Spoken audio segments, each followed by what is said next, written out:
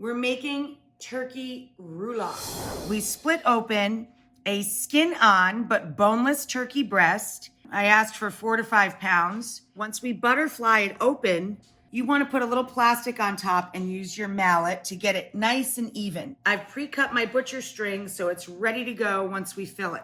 Salt and pepper on the inside and cover it with a little Dijon mustard. What I've done here is make a display of how this went down. All of this fine chopped.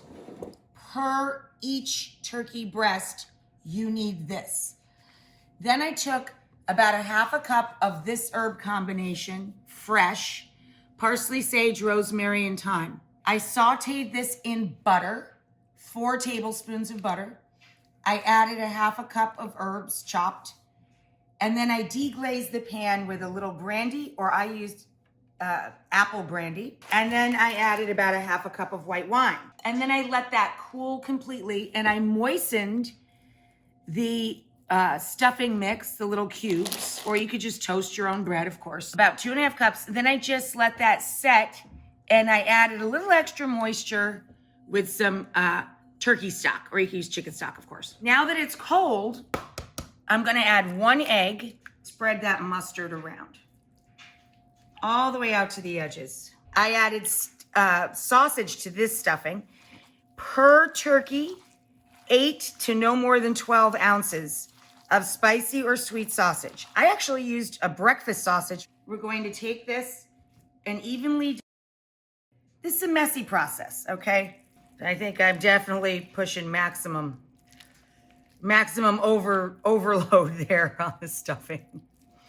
I'm trying though, trying to get as much of it as I can into the roll up.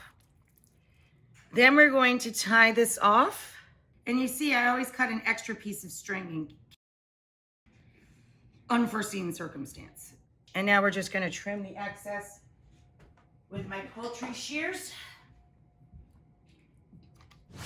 So here's the roasting pan with just a little tiny bit. See, I put the last of a quart of stock in the bottom of the pan to keep it moist. This is the turkey already rolled with no sausage.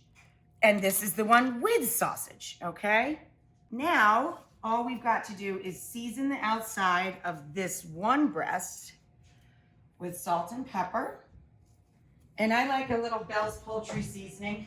And then I'm gonna just spray it very lightly with extra virgin olive oil from a non-aerosol can.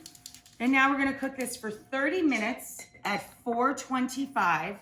And then we're going to lower the heat to 350 to finish cooking them through. It should be about 1 hour if you have turkey breasts as large as mine. These are about 4 pounds each again. So if yours are only 2.5 to 3, you might only do 45 minutes at 350. In this pan, I just melted 3 tablespoons of butter. I'm gonna sprinkle in about the same amount of flour, about 3 tablespoons. I'm gonna whisk that.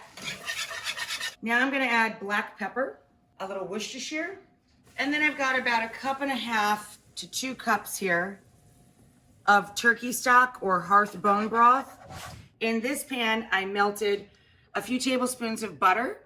I added 3 large finely chopped shallots. I let that cook down a little, and I added about 1 cup of stock. I have 2 packages, or about 1.5 pounds to 2 pounds, depending on which brand, of trimmed green beans, so I wouldn't have to take the time. I blanched these. I'm gonna take the blanched green beans and add them down into the skillet with our butter and shallot. I also made cranberries, which is nothing. You just put a bag of cranberries into a pot with white and light brown sugar. I only use 3/4 cup. The package will tell you to use a full cup. And 1 cup of water, and let it cook down till it looks like that. I added a little water to our drippings. I let the turkeys rest. I'm gonna strain it to get rid of any snipply bits. And then we'll take this liquid and add it to our quick stovetop gravy that we made just with store-bought bone broth or stock. I'm gonna add a little squirt of mustard there too at the end. Ta-da!